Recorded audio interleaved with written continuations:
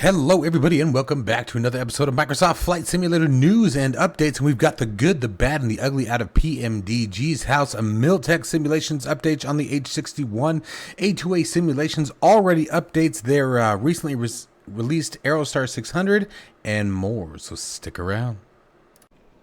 If you are interested in any of my tutorial guides for Microsoft Flight Simulator or simply interested in supporting the channel, consider joining me on Patreon. Patreon subscribers level tier 2 and above have access to all of my guides as well as any future guides that come down the road.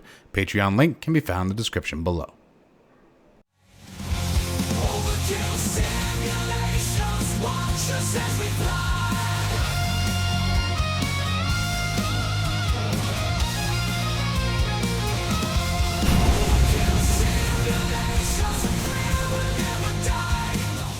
Below, talking about the good and the bad and the ugly on what's coming out of the highlights, if you will, from the PMDG house.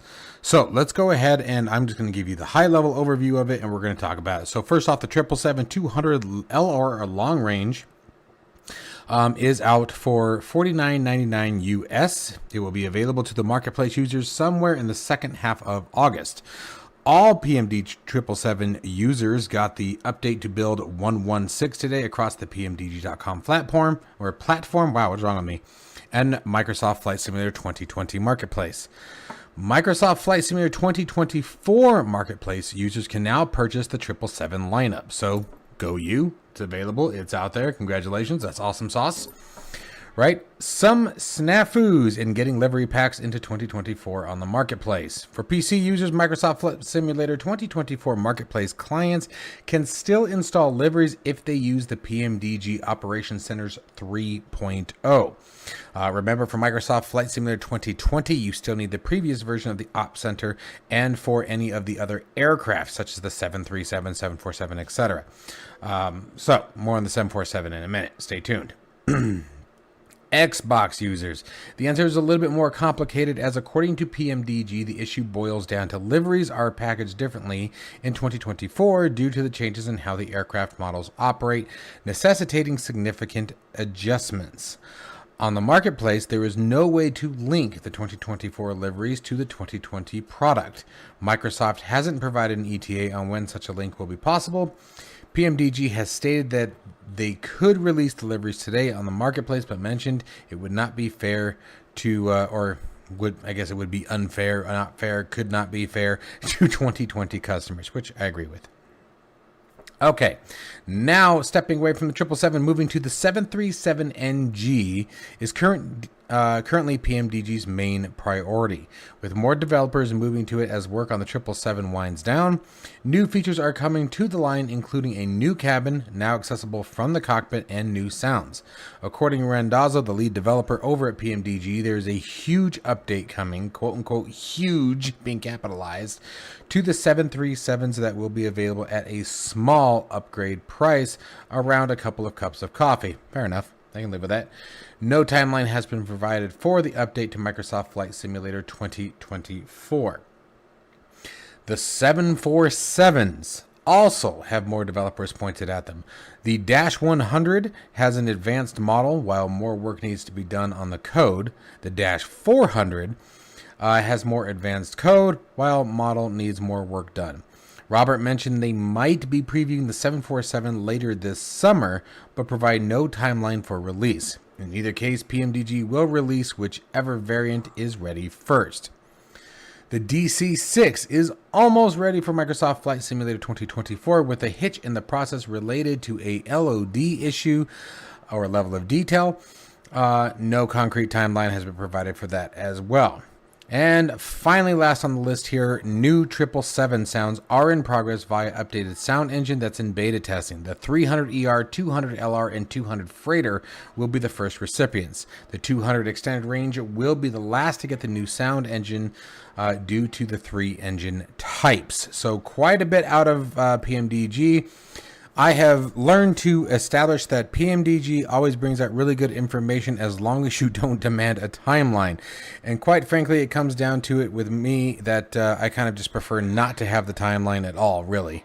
But, we work with what we got. Okay, and an update to the A2A simulations of Comanche and Aerostar. So real quick, let's talk about a few things right out of the gate.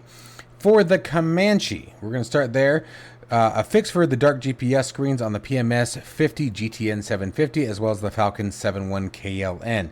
A fix for save state aircraft not always being saved. Fix for input configurator not always recognizing updated device names by Microsoft Flight Simulator 2024. Fix for radio frequencies and some other gauge settings not being persistent between flights. Fix for strobe light on port wingtip being lit permanently if the tanks are not fitted. Fixed tip tanks randomly jumping when full, causing obviously canning sounds. And fixed excessive heat blur from the pitot heat, which is visible in flight, mostly in Microsoft Flight Simulator 2024. That has been resolved. And fixed radio frequencies not loading on the ramp start. So that's going to be our change log for the Comanche. Now let's go ahead and take a look at what's going on for the Aerostar. For the Aerostar, there is a ton that happened here, and I'm going to do my best to sort of just touch on a few, but I can't stress enough, guys. This change log is massive. So if you've not updated your Aerostar 600, you are definitely going to want to do that. So first off, new instrument glass, new shiny animated prop spinner, a fine-tuned slow flight, adjusted VR default view, added 600 steering wheel switch and 600 steering wheel switch left and right, bindings for completeness. They added wing tip shakes and wing bending physics. Aligned the nose wheel doors when closed. Autopilot has been fixed with the glide slope arming logic. Autopilot improved nav intercept. Cylinder head gauge limitation or illuminations. Clamshell doors, compass lights, deeper landing gear. I mean, it goes on and on and on. Engine sounds, engine vibration, radio frequencies issues, fixed ambient sounds when the door is open, flickering magnetos. I mean, I can go on and on. The tablet has been reworked, a whole ton of stuff. It looks significantly better. The graphics are definitely something that made a huge improvement with this update. So, link to these changelogs will be down in the description below if you guys are interested in reading those. But definitely be sure to update your aircraft if you own any of the A2A simulations for Microsoft Flight Simulator. All right, the MilTech Simulations has announced a tentative release schedule for the upcoming MH60 via a Facebook post today. The MH60 is a collaborative effort between MilTech and Blackbird Simulations and is currently slated for release on July 31st, 2025 by the MilTech and Blackbirds and the Inabuild store. And this is going to be for both 2020 and 2024 PC and Xbox users. For 2020-2024 marketplace release is planned for the same day. So that's actually kind of a shocker. That doesn't usually happen. But one of the things that is really awesome about this aircraft is that with the collaboration of both these amazing teams, I cannot see this thing going wrong. I mean, they did a fantastic job with the CH-47, absolutely beautiful helicopter, extremely well done. Now, what I'm kind of hoping for here is that, honestly, why are these guys not working with DCS and Eagle Dynamics? I do not understand it. But either way, it's going to be a ton of fun having this aircraft available to us in Microsoft Flight Simulator. I really hope that everything goes well for the launch date. This will be a fun one. I mean, the Black Hawk, Seahawk, doesn't matter how you look at it. The Marine version doesn't matter. It's a Black Hawk, you know what I'm saying? And like, for example, that's a Seahawk. I really cannot wait to get my hands on it. I think it's going to be a fantastic module, and I really, I'm going to say it again. Why are they not working with Eagle Dynamics? It needs to be there. It's where it belongs. Not that it doesn't belong in Microsoft Flight Simulator 2, but damn it, why? Anyway, you can see they put a ton of features into this. Everything from moving search cameras, search lights, as well as infrared different cameras. So I'm kind of wondering what they're going to do as far as adding a possible mission capabilities. Is this something that we're going to develop ourselves? Is this more for simulation or just a show, I should say? Or is they actually going to have some sort of way of simulating mission activity in this particular helicopter and giving us something to do? So we'll see what happens, guys. We shall see what happens. All right, so next up we have the Aeroplane Heaven Lancaster. Avro 683 Lancaster bomber for Microsoft Flight Simulator 2020 has finally been released. The Avro 683 Lancaster was one of the most famous British heavy bombers of World War II. Definitely flew very similar missions to that of the B-17 as well as the B-24 Liberator. I definitely think the Lancaster looks far more similar to the Liberator than that of like a B-17, but you can see the engines are a completely different design. So very unique aircraft.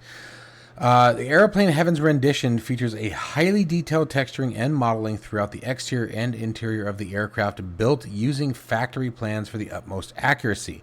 A complete 7-man crew, all crew stations modeled, all turrets modeled, and a specially created Rolls-Royce Merlin 20 sound pack by Echo 19. Cannot go wrong with these guys. I'm telling you, they just keep popping up all over the place.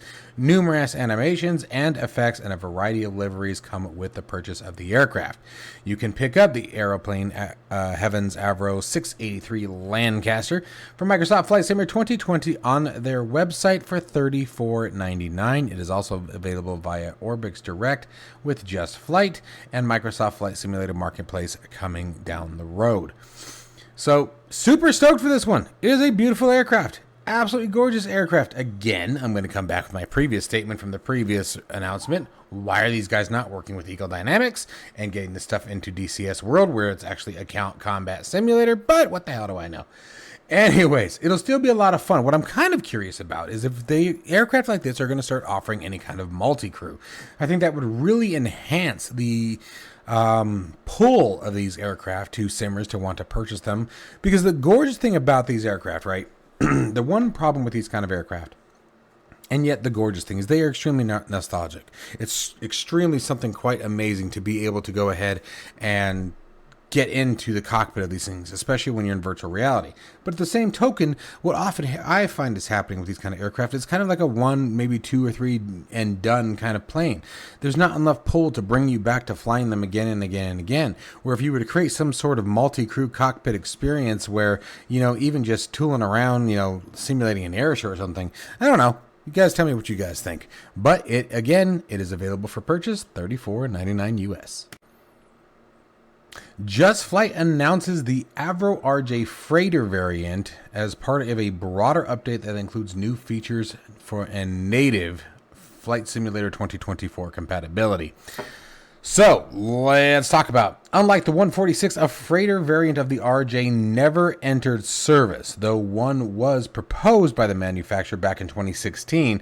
While that design never left the drawing board, we're thrilled to bring it to Microsoft Flight Simulator, complete with 4 liveries, prototype, FedEx, DHL, and TNT. Sorry. This gives the chance to operate the RJ on cargo missions around the world. This is a quote from Just Flight. So this is not a real aircraft per se. It was an idea that came to the aircraft but never actually went into production. The freighter is part of a broader complementary update to the RJ professional product lineup that team is working to wrap up work on. While no specific list of changes have been provided as of yet, Just Flight has indicated that they'll be introducing several exciting new features to the RJ across both Microsoft Flight Simulator 2020 and 24 platforms. Additionally, this update will introduce fully native MSFS 2024 compatibility for the RJ with the intention of future release on the MSFS marketplace. Personally, I stay away from the marketplace at all costs, but that's just me. And finally, no specific timelines once again provided for this, but kind of neat. I could definitely see a cargo variant. I am finding cargo variants to be more fun to fly than the passenger liners, and I think it's just because you get that one last little step of something to do when you land. I don't know. Maybe it's just me, but definitely I will admit, I do enjoy the cargo runs more. I feel like they're... I don't know. You just get a different feeling with simulation and that simulation experience with a cargo aircraft than with a passenger liner. But that's just me. What the hell do I know, right? As always, guys, I hope you guys enjoyed this video, found some of the information useful, exciting, or at the very least gave you something to think about for your next purchase or adventure in the Flight Simulator world. Stay tuned for more content this weekend. We've got a ton of very amazing stuff coming your way. And as always, stay safe and healthy. I'll see you in the next one.